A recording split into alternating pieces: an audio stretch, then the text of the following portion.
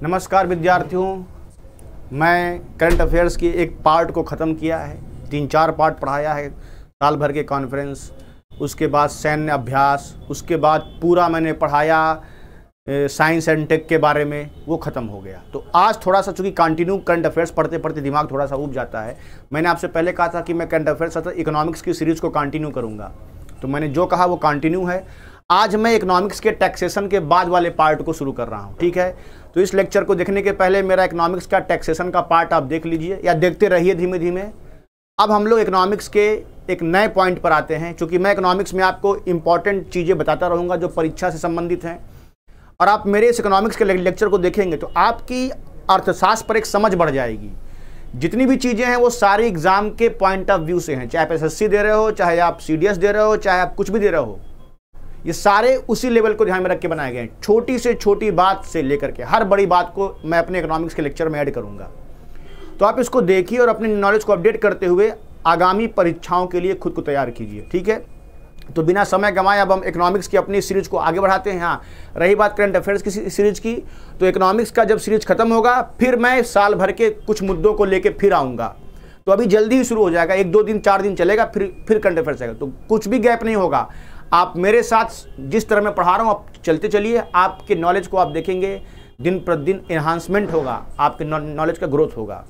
तो आप मेरे साथ चलिए, फिर इकोनॉमिक्स की सीरीज को ख़त्म करेंगे, फिर आ जाएंगे करंट अफेयर्स पे। तो हम ज़्यादा गैप नहीं रखेंगे, तो दोनों साथ चलेगी। चलिए अब मुद्दे पे आते हैं। देखिए, आज हम बात करेंगे कि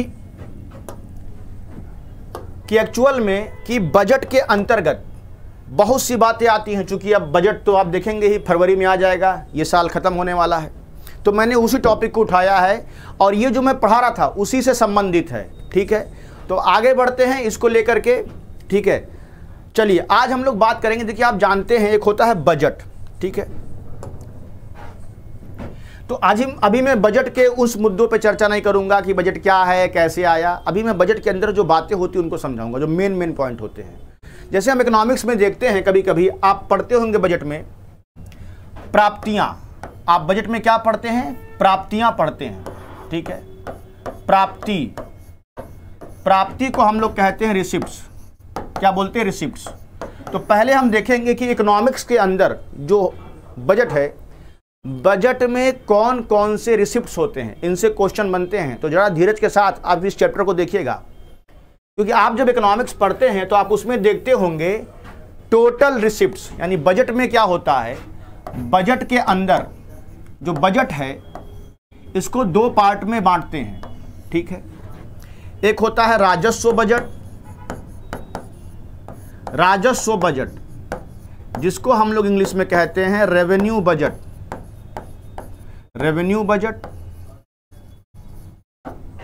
एक होता है पूंजीगत बजट, ठीक है। थोड़ा मैं इसको सही कर लेता हूं। एक होता है पूंजीगत बजट, जिसे हम कैपिटल बजट कहते हैं, ठीक है। तो बजट में ये सारी चीज, अभी मैं बजट के मेन पॉइंट पे जा रहा हूं, मैं छोटी बातों पे नहीं, सीधे मेन मुद्दे पे आ रहा हूं जिसका संबंध एग्जाम से है, तो आप ध्यान रखेंगे। अब इस जो बजट के अंतर्गत ये सारी बातें होती हैं, ठीक है। अब इस बजट में जो राजस्व बजट है ना, राजस्व बजट जो होता है, ध्यान रखेंगे, राजस्व बजट समझेंगे, जिसे हम रेवेन्यू बजट बोलते हैं।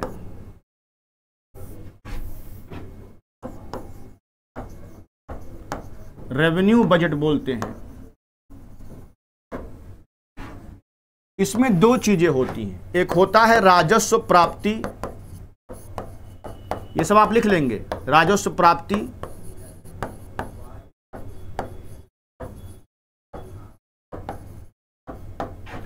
और दूसरा होता है राजस्व व्यय,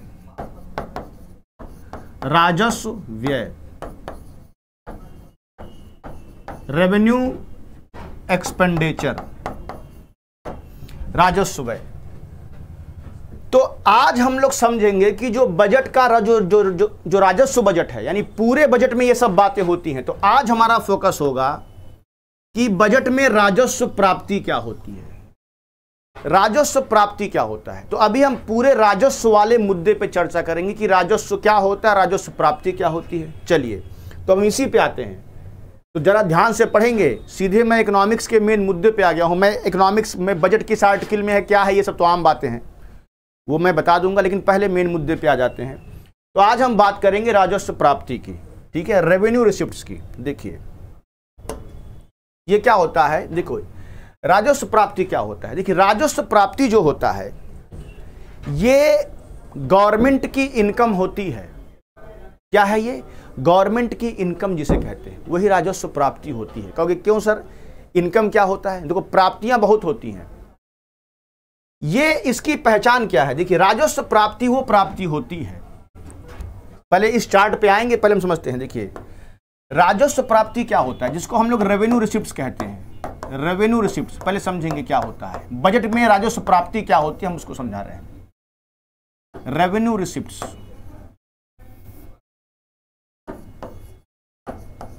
रेवेन्यू रिसिप्ट्स, ये राजस्व प्राप्ति क्या होती है, आप जरा ध्यान रखेंगे कि ऐसी प्राप्ति, थोड़ा शुरुआत में टफ लगेगा लेकिन बने रहिएगा, ऐसी प्राप्ति जो ना तो किसी प्रकार का दायित्व उत्पन्न करे,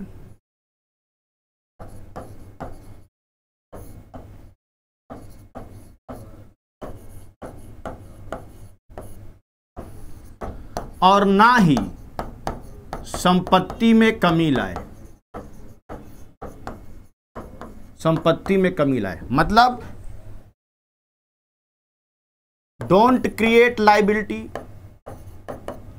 डोंट क्रिएट लाइबिलिटी,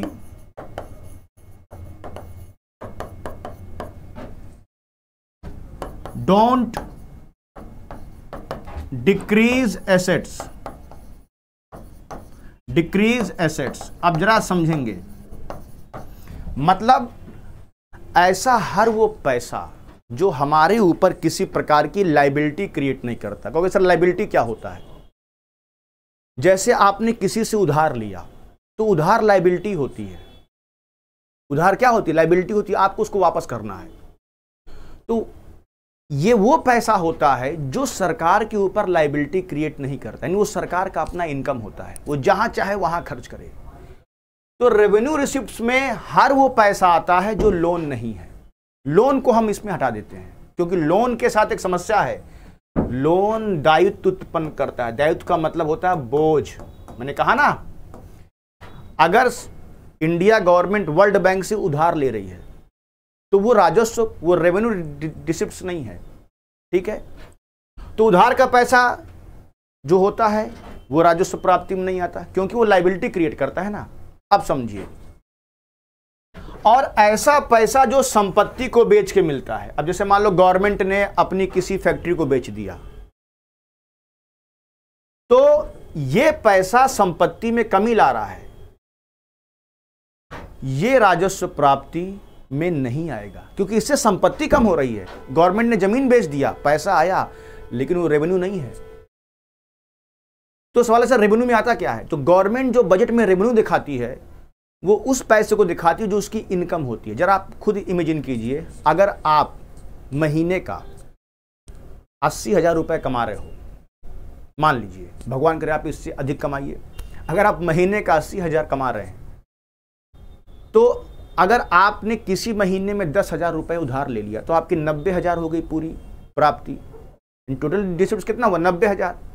अब आप कहोगे सर मेरा रेवेन्यू 90,000 है। नहीं, आपका रेवेन्यू केवल 80,000 है, क्योंकि 80,000 तो आपकी इनकम है जो आप अर्न कर रहे हो। 10,000 तो आपने उधार लिया है ना, वो लाइबिलिटी बन गया। तो रेवेन्यू रिसिप्ट्स वो पैसा होता है जो ना तो लाइबिलिटी क्रिएट करता है और ना ही एसेट्स में कमी लाता है। मतलब ये ना लाइबिलिटी क्रिएट करेगा ना एसेट्स में कमी लाएगा। मतलब ये सरकार का शुद्ध अपना पैसा होता है, जहां मन करे वहां खर्च करे। तो कहोगे सर इसमें आता क्या क्या है? क्योंकि अब सवाल ये होगा कि आखिर जो बजट में रेवेन्यू रिसिप्ट्स होता है उसमें क्या क्या चीजें आती हैं। उस रेवेन्यू रिसिप्ट्स में क्या आता है? अभी तक तो आपने ही समझाया कि राजस्व प्राप्ति उसे कहते हैं जो ना तो लायबिलिटी क्रिएट करे ना ही संपत्ति में कमी लाए। Major create liability nor decrease assets. तो इसमें आता क्या है समझिए, इसमें क्या क्या आएगा? तो देखो, यह है राजस्व प्राप्ति, यानी गवर्नमेंट का राजस्व प्राप्ति में क्या क्या आएगा आप उसको ध्यान से देखेंगे, ठीक है। जैसे पहला है, यानी पूरे राजस्व प्राप्ति को हम दो पार्ट में बांटते हैं। एक होता है टैक्स रिसिप्ट यानी कर प्राप्ति, और दूसरा होता है गैर कर प्राप्ति नॉन टैक्स रिसिप्ट, यानी जो भी पैसा टैक्स से आ रहा है वो गवर्नमेंट का रेवेन्यू है। क्यों? क्योंकि वो टैक्स का पैसा गवर्नमेंट के ऊपर कोई लायबिलिटी नहीं है, ना ही गवर्नमेंट ने कोई संपत्ति बेची है। तो ऐसा पैसा जो टैक्स से आता है वो रेवेन्यू रिसिप्ट्स में आता है। टैक्स से कौन कौन सा? क्योंकि टैक्स दो होते हैं, एक होता है प्रत्यक्ष कर, एक होता है अप्रत्यक्ष कर, यानी एक होता है डायरेक्ट टैक्स, एक होता है इनडायरेक्ट टैक्स। तो जो भी पैसा टैक्स से आ रहा है, चाहे वो डायरेक्ट से आए चाहे इनडायरेक्ट से आए, वो सारा पैसा रेवेन्यू रिसिप्ट में, यानी बजट में कहां दिखाएंगे? रेवेन्यू रिसिप्ट्स में, राजस्व प्राप्ति में। अब टैक्स को मैंने समझा दिया, इनडायरेक्ट टैक्स क्या होता है, डायरेक्ट टैक्स क्या होता है, ये मैंने टैक्सेशन के चैप्टर में समझा दिया। आप मेरा पूरा टैक्सेशन का चैप्टर पढ़ लीजिएगा, नहीं मिलेगा तो आप कमेंट कर दीजिएगा, मैं आपको भेज दूंगा कमेंट बॉक्स में। टैक्स डायरेक्ट क्यों कहते हैं, इनडायरेक्ट क्यों कहते हैं, ये सब मैंने समझाया टैक्सेशन चैप्टर में ऑनलाइन, ठीक है। तो आज मैं समझा रहा हूं खाली उससे संबंधित और बातों को। तो जो भी पैसा आपके रेवेन्यू से, जो भी पैसा टैक्स से आता है, चाहे वो इनकम टैक्स से आए, चाहे वो जीएसटी से आए, चाहे वो एक्साइज ड्यूटी से आए, वो सारा पैसा रेवेन्यू रिसिप्ट्स में दिखाया जाता है। तो सिंपल सी बात, जो भी पैसा गवर्नमेंट टैक्स लेगी वो किस में आएगा? राजस्व प्राप्ति में। हाँ, टैक्स के अलावा भी गवर्नमेंट को रेवेन्यू मिलता है। कहां से? Non tax. क्योंकि सर नॉन टैक्स में क्या क्या आएगा? जैसे गवर्नमेंट जो प्रॉफिट ले रही है, क्योंकि सर गवर्नमेंट प्रॉफिट कहां से लेगी? गवर्नमेंट की बहुत सारी कंपनियां हैं, ओएनजीसी, ठीक है, एचपीसीएल, जो भी गवर्नमेंट कंपनियां अर्न कर रही हैं प्रॉफिट के रूप में, वो सब गवर्नमेंट का रेवेन्यू है। या ब्याज, गवर्नमेंट भी उधार देती है, ये भी मैं बताऊंगा गवर्नमेंट उधार कैसे देती है। गवर्नमेंट जो ब्याज उधार दे रही है और जो उस उधार पे ब्याज मिल रहा है वो भी गवर्नमेंट का रेवेन्यू है, ठीक है। या गवर्नमेंट को अनुदान मिल रहा है, ग्रांट समझते हैं, जैसे गवर्नमेंट को कहीं से अनुदान क्या होता है? एक प्रकार का ये समझिए दान टाइप का। जैसे मान लीजिए अमेरिका, जैसे भारत में कोई आपदा आ गई, कोई समस्या आ गई, तो वर्ल्ड बैंक या अमेरिका ने भारत के लिए कुछ पैसे अनुदान कर दी कि भैया ठीक है आप इससे अपनी समस्या को सुलझाइए। या एग्जाम्पल लीजिए कि पीएम केयर्स फंड में भी लोगों ने बहुत पैसा दिया था, तो अनुदान का पैसा भी गवर्नमेंट का रेवेन्यू है, सोर्स ऑफ रेवेन्यू है। जुर्माना, आप जुर्माना भरते हो, पुलिस वाला चालान काट दिया या कोर्ट ने आप पे लगा दिया जुर्माना, ये भी जुर्माना भी जो है गवर्नमेंट के रेवेन्यू का सोर्स है, यानी आय का स्रोत है। फीस, तमाम फीस आप भरते हो, कहीं गए आपने जो है लाइसेंस का फीस दे दिया, ठीक है, या जो आप फॉर्म भरते हो ना फॉर्म, ये भी तो फीस है, तो ये भी गवर्नमेंट के रेवेन्यू का सोर्स है। इतना फॉर्म भर देते हो, खूब गवर्नमेंट को रेवेन्यू हो जाता है। तो अभी तक मैंने समझाया कि जो आप बजट में पढ़ते हो रेवेन्यू रिसिप्ट्स, उसमें क्या क्या चीजें आती हैं, ठीक है। तो टैक्स का पैसा, प्रॉफिट का पैसा, ब्याज का पैसा, ग्रांट का पैसा, फीस जो आप देते हो, ये सब गवर्नमेंट के रेवेन्यू का सोर्स है। ये कोई गवर्नमेंट आपसे उधार नहीं मांगी है, या ये पैसा कोई संपत्ति बेच के नहीं आया है, ये गवर्नमेंट की शुद्ध आय है। क्या है? ये गवर्नमेंट का प्योर इनकम है, जहां मन करे वहां खर्च करे। ये कहां खर्च करेगी हमको आपको पता नहीं होता। हम आप टैक्स देते हैं, लेकिन उस टैक्स के बदले आपको गवर्नमेंट क्या दे रही है आपको क्या पता चलेगा? गवर्नमेंट तो कहती नहीं कि भैया आपने अधिक टैक्स दिया तो आपको हम अधिक बेनिफिट देंगे, ऐसा कुछ नहीं। टैक्स सब दे रहे हैं, वो टैक्स कहां खर्च करेगी? क्योंकि गवर्नमेंट की इनकम है, तो हर वो पैसा जो गवर्नमेंट की इनकम है वो रेवेन्यू में आता है, रेवेन्यू रिसिप्ट। और रेवेन्यू रिसिप्ट्स यानी राजस्व प्राप्ति की सबसे बड़ी पहचान यही है कि ना तो ये लायबिलिटी क्रिएट करता है और ना ही संपत्ति में कमी लाता है। तो ये सारे पैसे, हाँ, अब कुछ बच्चे इस बात को लेकर परेशान होंगे, सर ये प्रत्यक्ष कर क्या होता है, आप प्रत्यक्ष कर क्या होता है, एक्साइज ड्यूटी क्या होता है, वैट क्या होता है। तो भाइयों, मैंने ये सब पढ़ा दिया है टैक्सेशन नाम के चैप्टर में, उसको भी पढ़ते रहो, इसको पढ़ते रहो। इकोनॉमिक्स का एकदम फंडामेंटल चीज आपका एकदम क्लियर हो जाएगा, ठीक है। हाँ, अब समझते हैं इस बार जो 2024-25 का बजट आया है ना, उसमें राजस्व प्राप्ति कितनी हुई है। जो अभी बजट आया था उसमें 31.29 लाख करोड़ रुपए गवर्नमेंट को मिले हैं राजस्व प्राप्ति से, यानी इन सब से गवर्नमेंट को इतना पैसा मिला है 31.29 करोड़ रुपए। ये लगभग कुल प्राप्ति का जितना भी बजट में प्राप्ति है, अभी हम बताएंगे कुल प्राप्ति में क्या आता है। ये गवर्नमेंट को जो भी रिसिप्ट्स मिला है उसका ये 64% है, यानी कि 2024-25 का जो बजट है उसमें हमारा जो टोटल रेवेन्यू रिसिप्ट्स था, यानी जो गवर्नमेंट को पैसा मिला इन सब जगहों से, वो लगभग 31.29 लाख करोड़ रुपए था। तो थोड़ा डाटा भी ध्यान रख चलेंगे क्योंकि अगला बजट आएगा तो उससे आप कंपेयर कर लेंगे, जो कि बजट के टोटल एक्सपेंडिचर का 64% है। तो क्या आप ये बात समझ गए राजस्व प्राप्ति क्या होती है? दो चीज ध्यान रखिएगा, ये वो प्राप्ति है जो ना तो उधार वाली है और ना ही संपत्ति बेच के आई है। ये सरकार की शुद्ध आय है और आय की पहचान यही होती है कि वो लायबिलिटी नहीं क्रिएट करता, जहां मन करे वहां खर्च करे सरकार। आप सरकार से ये नहीं पूछ सकते कि इनकम टैक्स कहां खर्च कर रही है, इनकम टैक्स हमको वापस कीजिए, कुछ नहीं, ले लिया तो जहां मन करे वहां। तो यही तो सरकार की इनकम होती है। ठीक है, चलिए अब आगे बढ़ते हैं। अब ये मैंने आपको बता दिया राजस्व प्राप्ति। अब राजस्व प्राप्ति के बाद हम लोग एक और प्राप्ति की चर्चा करेंगे, ठीक है, वो होता है, तो अभी हमने अब समझाया, अभी हम व्यय की बात नहीं कर रहे हैं, अब हम आते हैं पूंजीगत बजट में, है ना। समझिएगा पूंजीगत बजट में क्या होता है। पूंजीगत बजट में हम पढ़ते हैं दो चीजें, पूंजीगत प्राप्ति, पूंजीगत प्राप्ति मतलब कैपिटल रिसिप्ट्स, कैपिटल रिसिप्ट्स, और दूसरा पढ़ते हैं पूंजीगत व्यय। अभी मैं व्यय की बात नहीं कर रहा हूं, पूंजीगत व्यय, कैपिटल एक्सपेंडिचर,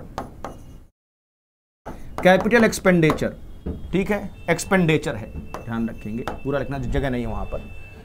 तो अभी हम व्यय की बात नहीं कर रहे हैं। तो कहोगे सर राजस्व प्राप्ति बता दिया, राजस्व व्यय नहीं बताया, तो बताएंगे उसको भी, लेकिन पहले प्राप्ति समझ लो।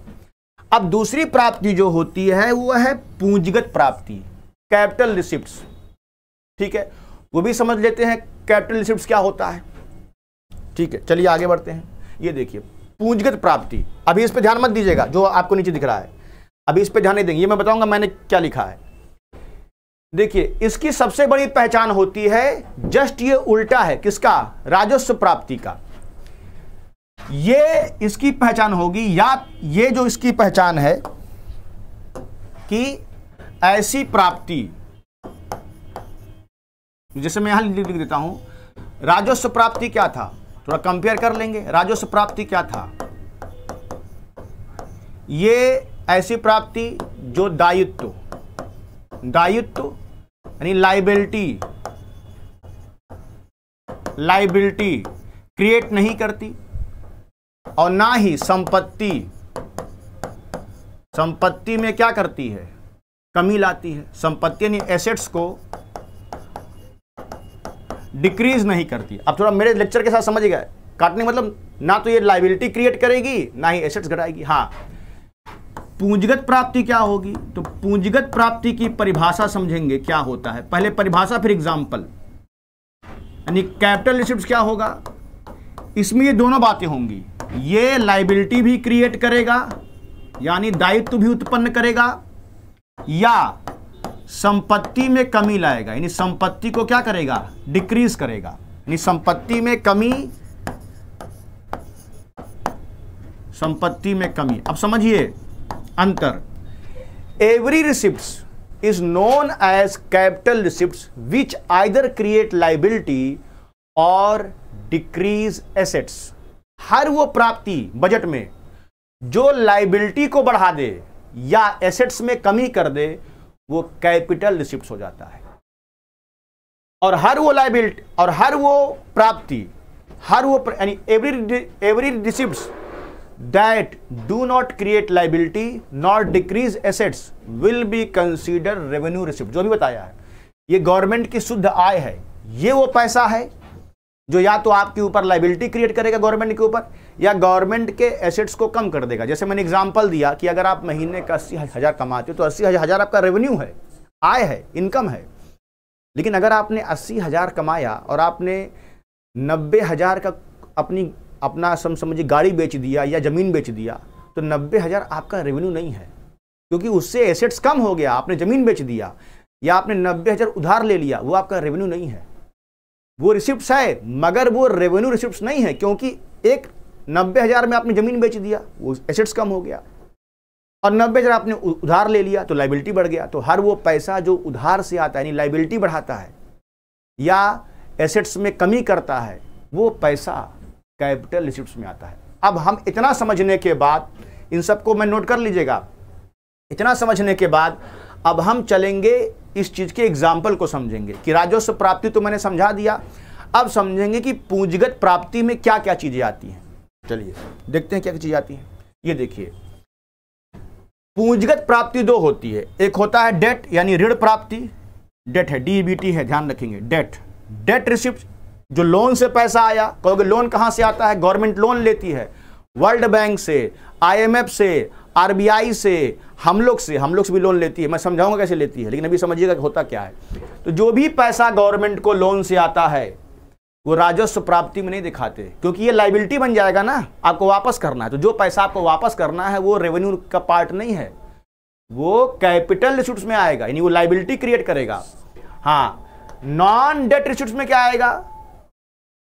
ये वो पैसा है जो संपत्ति को बेच के आया है। जैसे इसका सबसे अच्छा एग्जांपल है विनिवेश, डिसइन्वेस्टमेंट, विनिवेश। देखो विनिवेश क्या होता है समझेंगे। गवर्नमेंट जब कोई अपनी संपत्ति या कंपनी या शेयर को बेचती है तो उसे हम विनिवेश कहते हैं। तो विनिवेश वाला पैसा रेवेन्यू का पार्ट नहीं है। विनिवेश पैसा यानी जो गवर्नमेंट ने अपना संपत्ति शेयर बेचा है वो पैसा नॉन डेट रिसिप्ट्स है, गैर ऋण प्राप्ति है, और इससे संपत्ति क्या हो रही है? कम हो रही है। तो जो पैसा शेयर बेचने से आए, जमीन बेचने से आए, फैक्ट्री बेचने से आए गवर्नमेंट का, उसको हम लोग पूंजीगत प्राप्ति कहते हैं, क्योंकि ये लाइबिलिटी क्रिएट कर रहा है, लाइबिलिटी क्रिएट कर रहा है, लाइबिलिटी क्रिएट कर रहा है, ध्यान रखेंगे। और ये एसेट्स में कमी ला रहा है, ये एसेट्स में क्या कर रहा है? एसेट्स में कमी ला रहा है।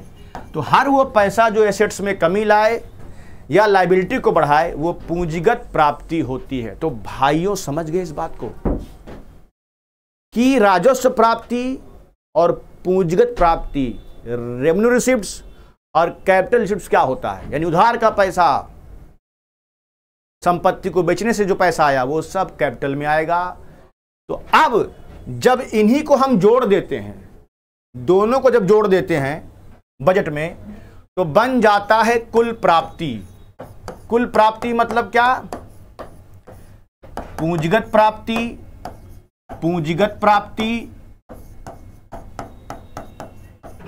और प्लस राजस्व प्राप्ति। राजस्व प्राप्ति इंग्लिश में total receipts equal to capital receipts plus revenue receipts. ठीक है, इन दोनों को जब हम जोड़ देते हैं तो हमें मिल जाता है कुल प्राप्ति। और यही वो पैसा है जो सरकार जमा करती है, कहां? संचित निधि में। याद आया, पॉलिटी पढ़ चुके हैं। यही वो पैसा है जो सरकार संचित निधि में जमा करती है। संचित निधि, कंसोलिडेटेड फंड ऑफ इंडिया में जमा करती है। यही वो पैसा है जो सरकार संचित निधि यानी कंसोलिडेटेड फंड, जो आपके किसमें है? आर्टिकल 266 में है, याद कीजिए। यही तो पैसा है जो संचित निधि में जमा होता है, कंसोलिडेटेड फंड ऑफ इंडिया। तो कुल प्राप्ति में क्या आ गया? पूंजीगत प्राप्ति प्लस क्या? राजस्व प्राप्ति, यानी कैपिटल रिसिप्ट्स और क्या? Revenue receipts. तो यही वो पैसा है जिससे पूरा देश चलता है। तो यहां आपको यही ध्यान रखना है कि कौन सा पैसा रेवेन्यू में है, कौन सा पैसा कैपिटल में है। तो यानी कि रिसिप्ट्स दो होती है, रेवेन्यू और कैपिटल। अब आपको अंतर समझना। अब जैसे मैं पूछूं ब्याज का पैसा, जो गवर्नमेंट को ब्याज मिल रहा है, ब्याज रेवेन्यू में आएगा क्योंकि लाइबिलिटी नहीं क्रिएट कर रहा है। या अब मैं आपसे पूछूं गवर्नमेंट ने शेयर बेच दिया, तो शेयर बेच दिया मतलब अपना एसेट्स कम कर दिया, कैपिटल रिसिप्ट्स हो गया, या सरकार ने उधार ले लिया, वो क्या हो गया, वो हो गया ये कैपिटल रिसिप्ट्स, बारोइंग। ठीक है। हाँ, अब हम देखेंगे कि जो वर्तमान बजट आया था, तो देखो वर्तमान बजट में आप देखेंगे कि जो करंट बजट था उसमें लगभग इतना करोड़ रुपया कुल पूंजीगत प्राप्ति था। ये तो आपको दिख रहा है, ये क्या है, लगभग इतना करोड़ रुपया जो आपको दिख रहा है ये पूंजीगत प्राप्ति था। ठीक है। ये तो अगर आप देखोगे तो ये जो पूंजीगत प्राप्ति है, ये जो आपकी प्राप्ति है, कौन सी प्राप्ति, पूंजीगत प्राप्ति है, ये राजस्व प्राप्ति से कम है, यानी राजस्व प्राप्ति ज्यादा है। ध्यान रखेंगे, राजस्व प्राप्ति ज्यादा है। देखो ये 31 लाख करोड़ रुपए है, और चलिए देखो ये मात्र कितना है, ये 16 ही है। ठीक है। तो इसीलिए अगर आप देखो भारत सरकार का कैपिटल रिसिप्ट्स कम है जबकि राजस्व प्राप्ति ज्यादा है। ये इसको आप उल्टा ये जो लिखा हुआ है capital receipts are less than revenue receipts, तो वो जो वर्तमान बजट है उसमें हमारा पूंजीगत प्राप्ति कम है, रेवेन्यू रिसिप्ट्स ज्यादा है, यानी गवर्नमेंट को राजस्व प्राप्ति ज्यादा हो रही है कैपिटल रिसिप्ट से। या इसको आप ऐसे भी लिख सकते हो ना, इसको ऐसे कर दो, revenue receipts greater than capital receipts, तो ये भी कर सकते हो। हालांकि मैं इसको थोड़ा मिटा देता हूं, इस बात को आप ऐसे भी लिख सकते हो, क्या, capital receipts, sorry, revenue receipts greater than capital receipts. अभी जो चल रहा है बजट में, यानी सरकार को राजस्व अधिक मिल रहा है। हो सकता है कि गवर्नमेंट ने थोड़ा सा उधार कम कर दिया, लेकिन ऐसा नहीं है। लेकिन अभी ये कह सकते जो वर्तमान बजट हमारा है उसमें गवर्नमेंट को रेवेन्यू रिसिप्ट ज्यादा हुआ है। 2024-25 का जब आप बजट देखेंगे तो रेवेन्यू रिसिप्ट ज्यादा है कैपिटल रिसिप्ट से। सरकार को टैक्स से इन सब से अधिक पैसा मिला है बजट में। हाँ, फिर कहोगे सर अगर कैपिटल रिसिप्ट ज्यादा है, सॉरी, अगर रेवेन्यू रिसिप्ट ज्यादा है तो फिर बताइए इंडिया का बजट घाटे में क्यों जा रहा है। यह भी हम समझाएंगे कि अगर गवर्नमेंट को रेवेन्यू रिसिप्ट अधिक मिल रहा है तो सवाल है ये बजट घाटे में क्यों चला जाता है। तो इसको हम तब समझेंगे जब हम पूरा पढ़ लेंगे एक्सपेंडिचर। अभी मैंने केवल 2 ही पार्ट पढ़ाए हैं कि बजट के अंदर जो पैसा आता है वो किस कैटेगरी में होता है, या तो कैपिटल रिसिप्ट या तो रेवेन्यू रिसिप्ट्स। ठीक है। और दोनों में क्या अंतर होता है, ये सारा पैसा ही मिलके बनता है बजट में कुल प्राप्ति। ठीक है। और ये कहाँ जमा होता है, संचित निधि में। तो सारी बातें मैंने बता दी। अब अगले लेक्चर में हम इसके और भी बातों को समझेंगे, लेकिन आपसे एक रिक्वेस्ट है, आप इसको पढ़ने से पहले मेरे टैक्सेशन के सारे चैप्टर को आप एक एक करके पढ़ डालिए। टैक्सेशन पढ़िए फिर इसको देखिए, टैक्सेशन पढ़िए या इसको देख करके फिर टैक्सेशन देखिए। तो आपको ये दोनों जो आप पढ़ेंगे तो आपको एकदम कंफर्मेशन हो जाएगा इकोनॉमिक्स के हर पॉइंट के बारे में। ठीक है। तो मैं अपना ये लेक्चर शुरू किया हूं और चलेगा, फिर इसको आप ध्यान से समझिए और लिखिए। थोड़ी कठिनाई होगी तो हमसे आप पूछ भी सकते हैं, मैं अवेलेबल हूं यहाँ पर, कमेंट बॉक्स में मैं आपकी देखता रहता हूं। फिर मिलते हैं बेहतर लेक्चर में। धन्यवाद।